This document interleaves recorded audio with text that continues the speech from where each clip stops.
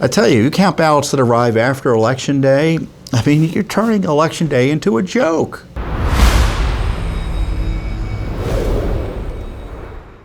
We had an argument last week before the federal appellate court about the Illinois Democratic Party's effort to intervene to ensure that ballots, in my view, or as our lawsuit alleges, are improperly counted after Election Day.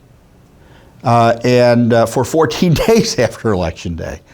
And so I think it's quite telling that that party has such an interest in ensuring this process that is so at odds with law and so at odds with fair and free elections. But there you have it. Now, I don't know how it's going to go.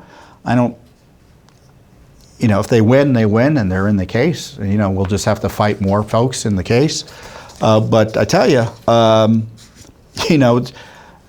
Judicial Watch isn't just playing around here and coming out and yelling about stuff. We're in court fighting hard for the rule of law, in this case, on election integrity, and we're facing, pretty big opponents.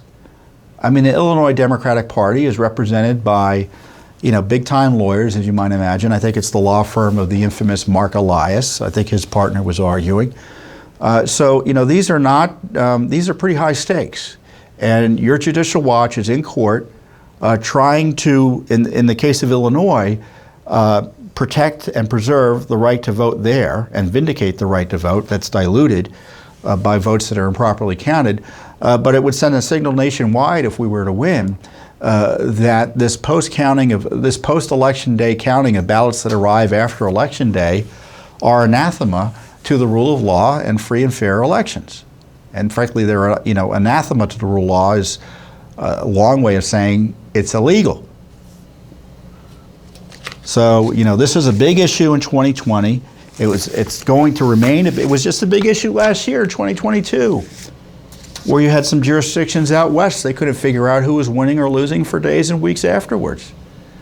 Now, some of that isn't because they were counting ballots that arrived after Election Day, but, I tell you, you count ballots that arrive after Election Day.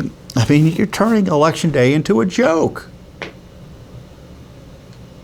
And you're just providing opportunities to mess with the results. That's the danger of it. Does it mean that results were messed with? Not necessarily, but in the least, we need to have a system that people can have confidence in. And in this case, you can only have confidence in the system if they comply with the law. And we allege that they don't comply with the law, and as a result, our clients' civil rights are being violated. So election integrity, by the way, is the civil rights issue of our time.